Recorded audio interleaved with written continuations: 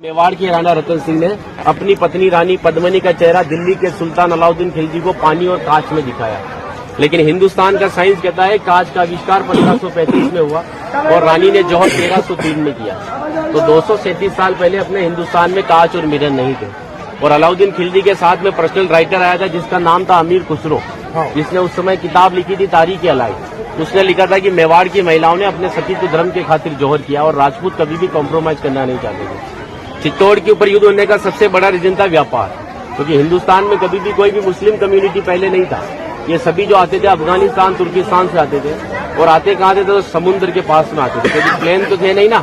तो इधर नजदीक पड़ता है गुजरात और ये जाते थे दिल्ली।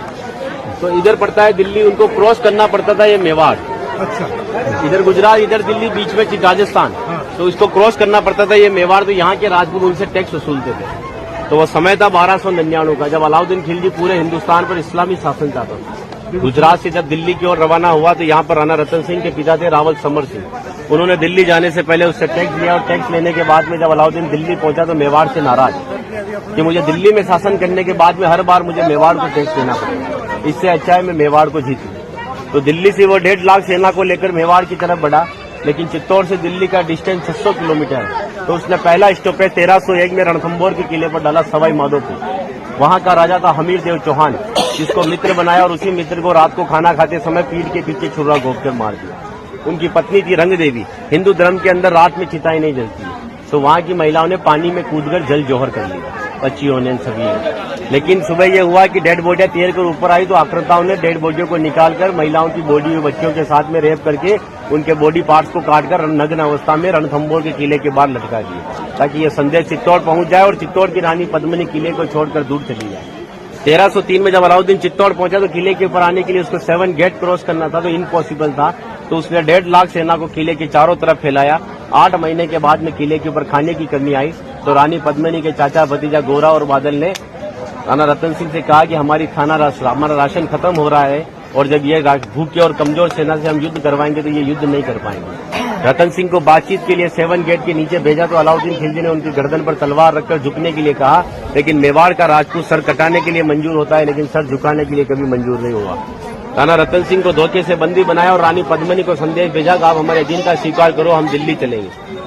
रानी पद्मिनी कहती है जो नरसंहार तुमने 2 साल पहले रणथंभौर के किले में किया तो यहाँ की महिलाओं के साथ में भी वही होगा।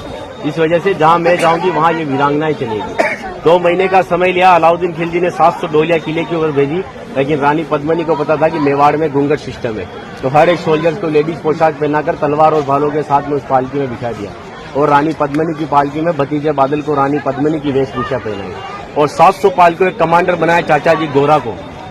गोरा जब पालकियां लेकर 7 गेट के नीचे गया तो अलाउद्दीन खिलजी से कहा कि रानी पद्मिनी दिल्ली जाने के लिए तैयार है, लेकिन जाने से पहले अंतिम बार अपने पति से देखना चाहती है। जिस जगह रतन सिंह को बंदी बनाकर रखा गया, जब वो पालकी वहां गई और रतन सिंह जी ने जब घूंघट हटाया तो घूंघट के पीछे का जो चेहरा था वो भतीजे बादल का था। और बादल कहता है कि महाराज हम 20,000 है और ये 1.5 लाख है।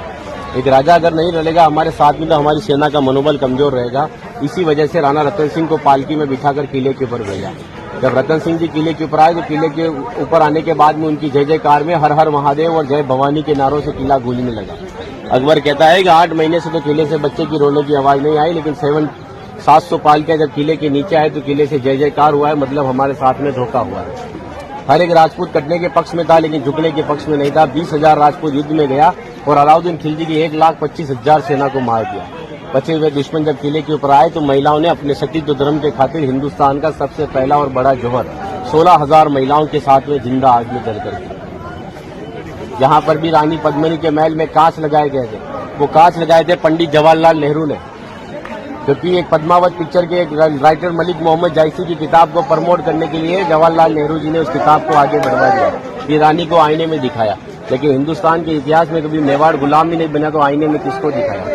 और एक राजपूत अगर अपनी पत्नी का चेहरा हजारों को दिखाता फिर कहते वो राजपूत कहलाने का हकदार भी नहीं है। इसीलिए 2 घंटे अपन इस किले के ऊपर घूमे तो एक लाशों के ऊपर चल रहे हो, सब जगह लाश है। इसीलिए उन महिलाओं के सम्मान के लिए कहावत कहता हूँ कि गिरा जहाँ पर खून वहाँ पत्थर पत्थर जिंदा है और जिस्म नहीं है मगर नाम का अक्षर अक्षर जिंदा है और जीवन की यह अमर कहानी अक्षर अक्षर गढ़ लेना और शौर्य कभी सो जाए तो महाराणा प्रताप और शिवाजी को पढ़ लेना।